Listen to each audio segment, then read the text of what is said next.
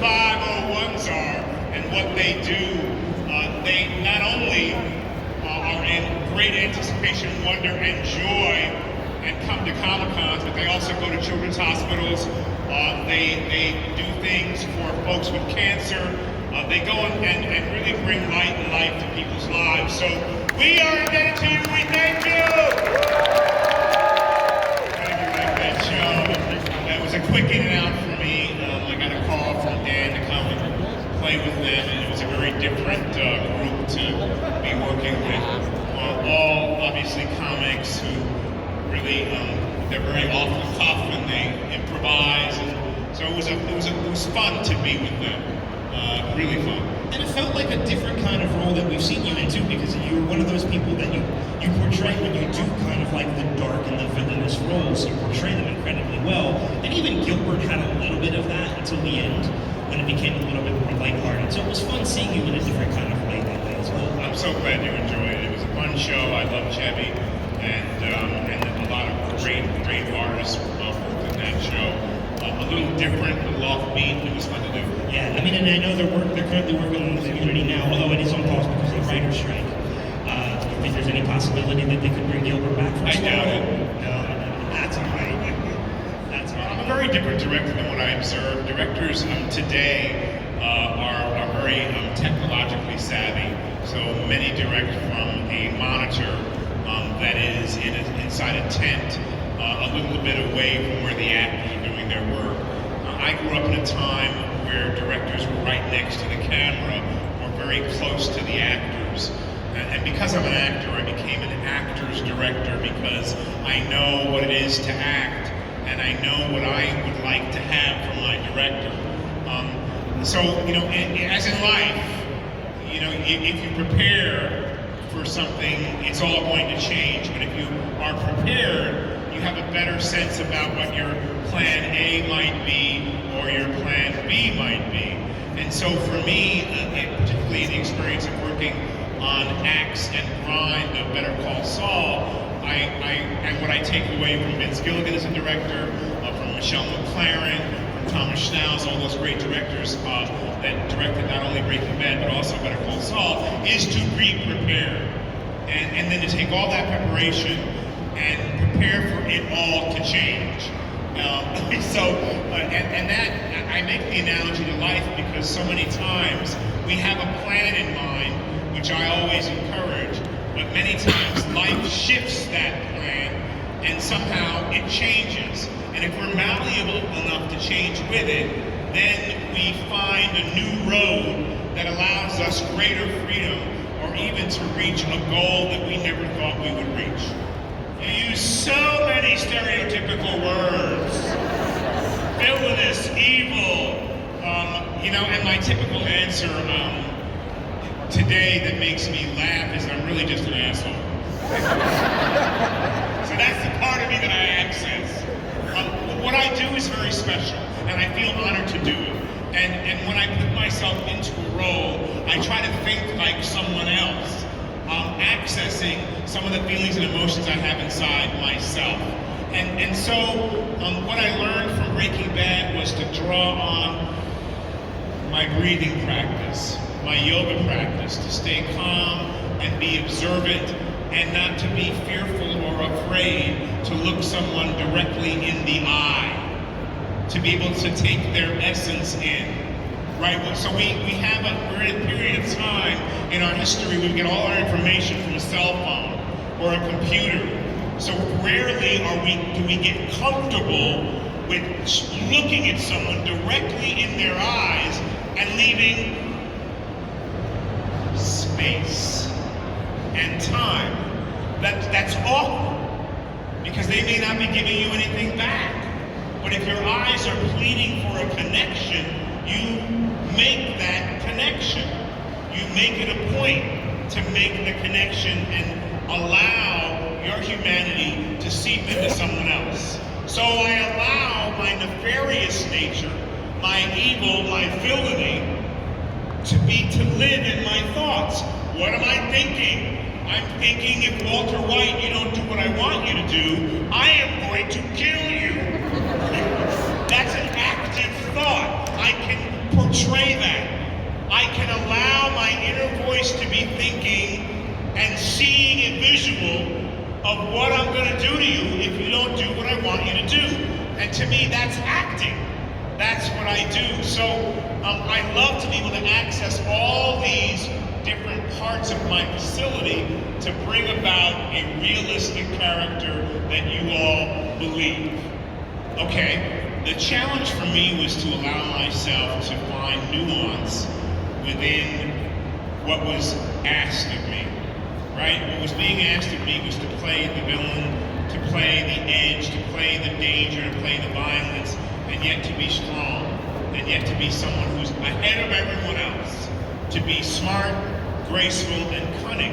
And so, to me, against all odds, it was to be able to stay calm enough to think straight. When we're in chaos, we don't think straight, right? We don't think, where's the exit? How do I get out? Who am I taking with me? We don't think straight. And so, to be able to stay calm, you have to breathe and assess the situation. So for me, Breaking Bad was a great testament to my ability to cultivate a calm strength that controlled the chaos. And it's something that for me is important to practice in my life, because it's not a moment of my day that someone doesn't tap me on the shoulder in an airport, rush up to me and be out of breath because they're so excited to meet me. You know, I practice being calm and taking them in. And so that was the biggest challenge for me, was not to do what I've done before. And that's what happens to us. I have 4 daughters. My youngest daughter started saying to me when I'd be listening, and she'd tell a story, and I'd go, ha ha ha. And she'd go, knock off the fake laugh, Papa. Right? She would go, you didn't really hear what I said. You're pretending to, right? You're not giving me all of your attention. And I started to really pay attention to when she did that, right?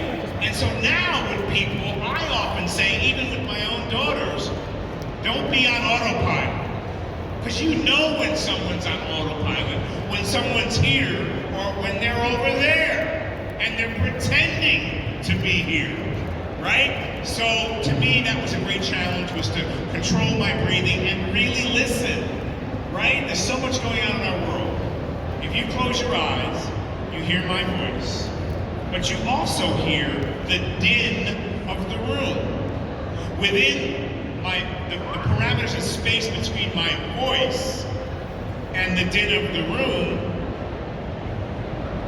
what do you hear?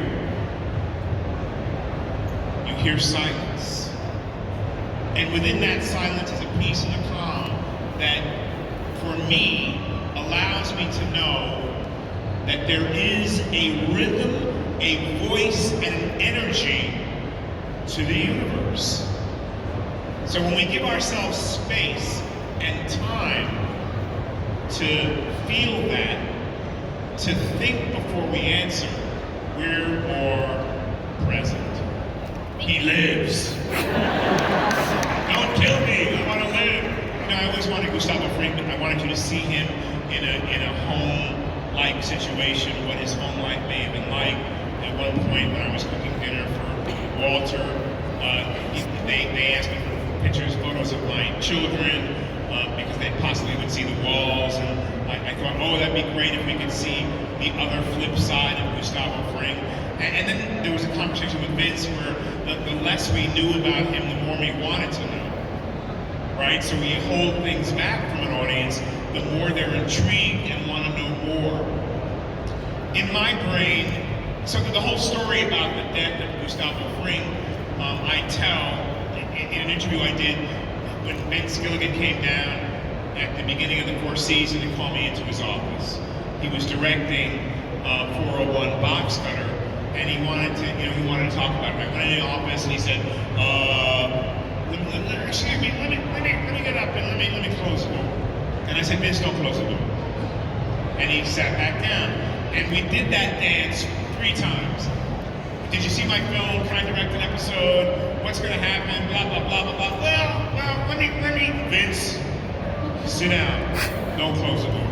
And then he started to get really nervous. He was like, I went right into Gus. And then he confided in me and said, if Gus Fring were to die, how would it happen? What would we do? And I said, look, he's walked into a hail of bullets. That didn't get him. He's a made man. And he said, well, what if there was an explosion? What would he be doing? And I said, well, you see me, I'm very proper. I stand up, I button my jacket before I sit down, I open it back up, and I adjust my tie. I want the cape. I want the cape. And if you're caught up, I like what's going on in this last season where, I can fly. I love the new suit. I love to be able to levitate. It's an analogy for where we go in our beings, right? It's an analogy for projection, projecting yourself to where you want to be. I think the TIE Fighter would be pretty cool as well. I love this show, Kaleidoscope. If you haven't seen it, you should see it. It's awesome. Thank you. Ray Vernon, aka Leo Pap, who he becomes, is someone who had good intention in life.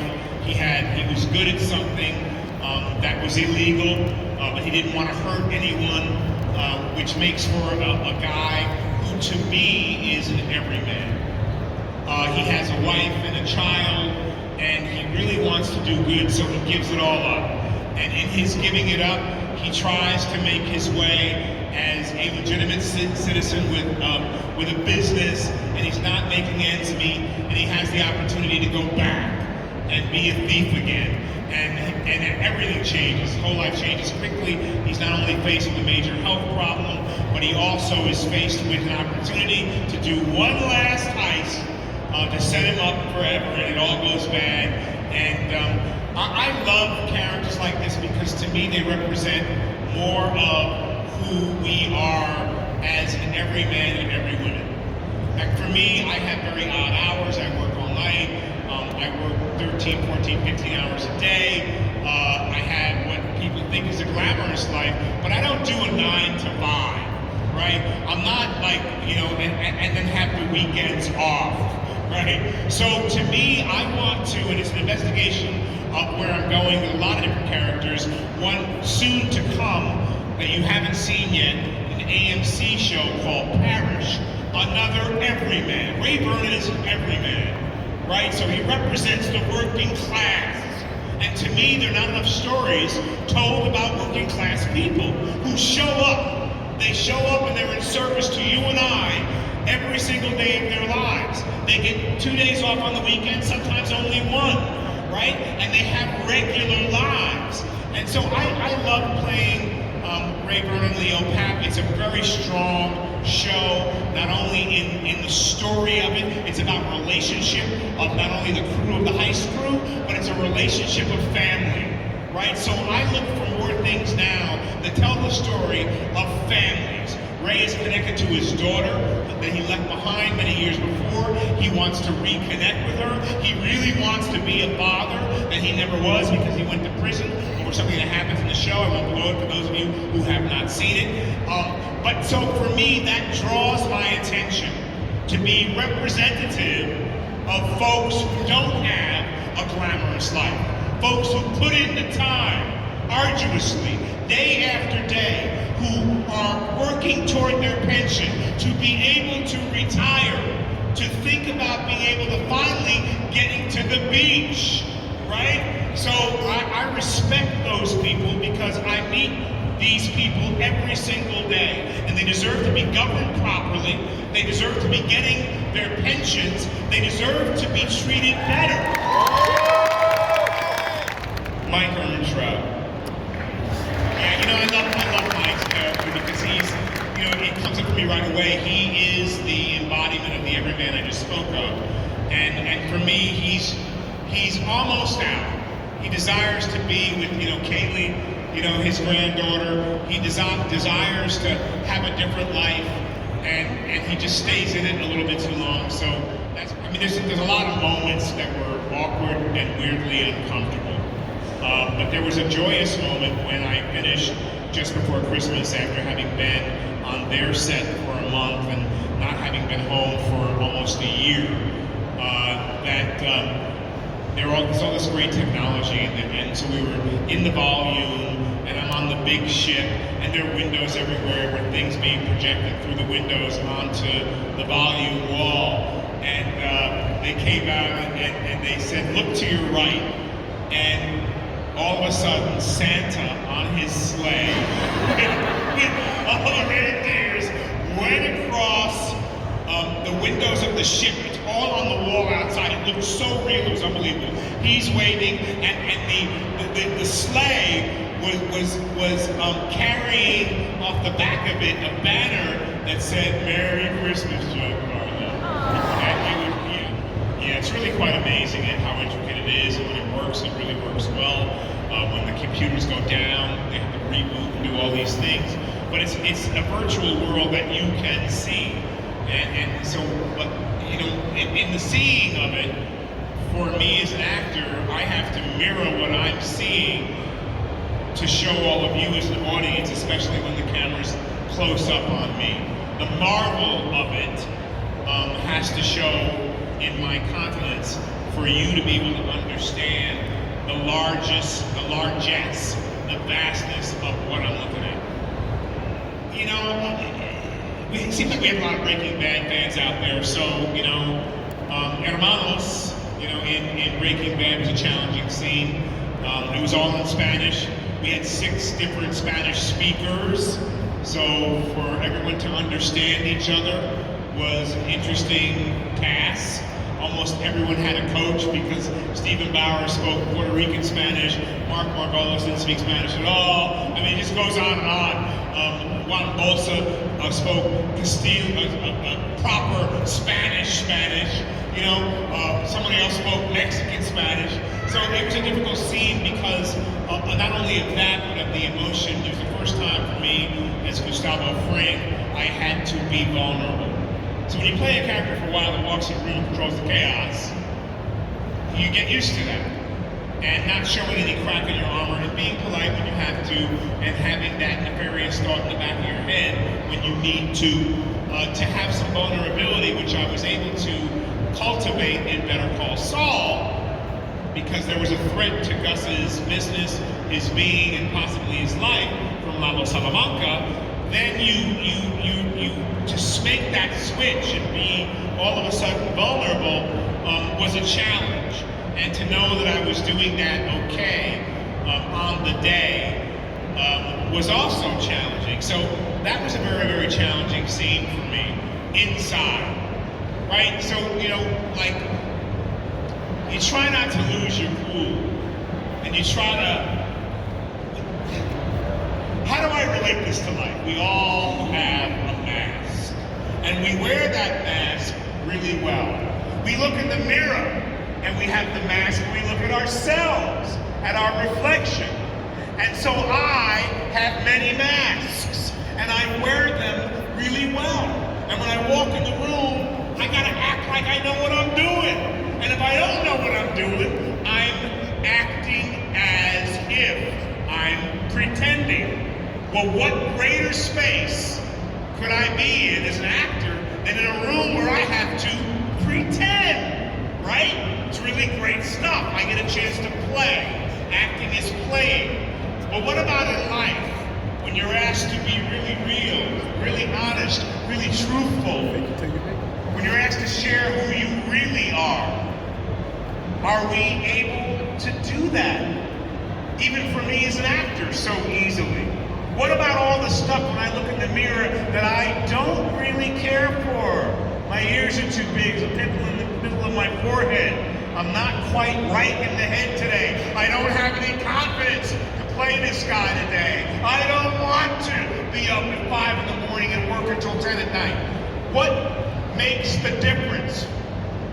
I love it, and I have something that I have worked on for a long time, right? I have developed discipline. So there's many people inside of us, and the one that's going to be the challenge is the one that's negative, that tells you you can't, The one that's gonna win is the one you put your attention on. You put your attention on the positive, you invite the positive to come back to you. So when I'm on the set and I go, I don't know if I can remember my lines. Oh my God, I just worked with Guy Ritchie and The Gentleman. A series is gonna come out next year. And I walk out of the set, I have a 2-page monologue. Guy, I never met him, calls me into his trailer, and we sit down, we talk for 45 minutes, and then he rewrites the whole scene. The whole scene. And then he comes out, they print it out in the back of his trailer, and he goes, that's out of our conversation. I mean, I really think this is really good, Ray. You're so smart, and the ideas you brought are really great. And so, do you think you can remember that? When are we shooting this? 5 minutes, guy. 5 minutes. You got it? You got it? And that's when you're challenged, right? When you're tired, you're challenged. If you have to be nice. When you're impatient, you're challenged. What is the challenge? My challenge is with me, always. So what I'm saying is, we have an opportunity while we're here in this intellect, in this body, in this spirit, to meet our own personal challenges, to set goals for ourselves. What you do today determines your tomorrow. I didn't get here overnight.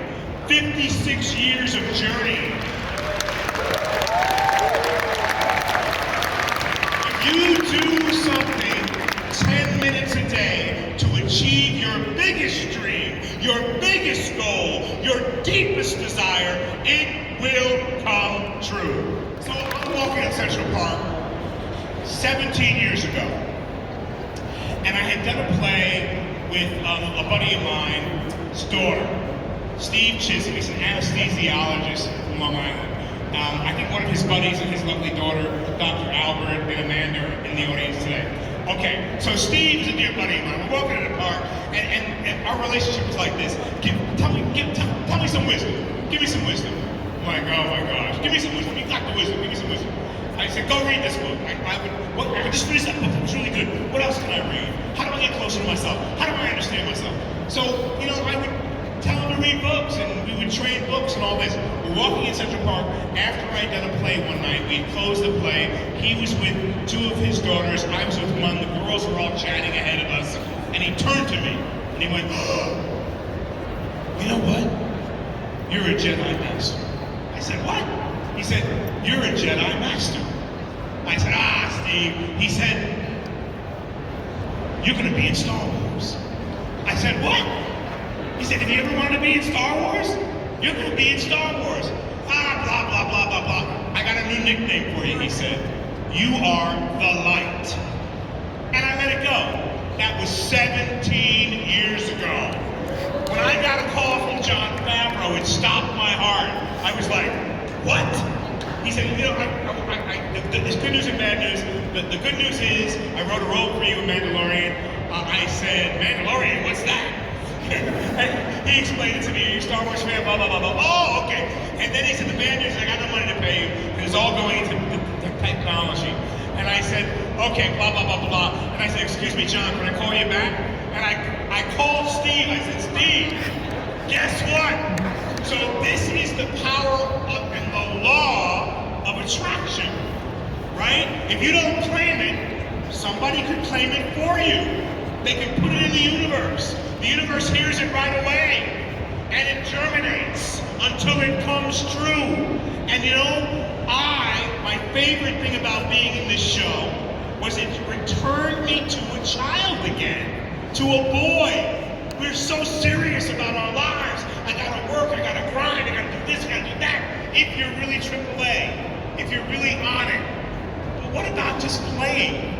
And so this whole Mandalorian thing has allowed me to play again, to be, and you wouldn't think so with this role, but it allows me to be light, to see the world that you see, to see all the characters, to be strong in my power, but yet to have fun with it. And so my answer to John was, he said, is there anything you want to have? And I said, just give me a cape, I'll be fine. I love Spike Lee, I love working with him. I was very inspired growing up by the story of Martin Luther King and the relationship between Martin Luther King and Malcolm X. I was also intrigued by not only the differences between them, but also the similarities in what they were trying and struggling for and trying to allow people to know. And so I had a great time on the movie. I love working with Denzel.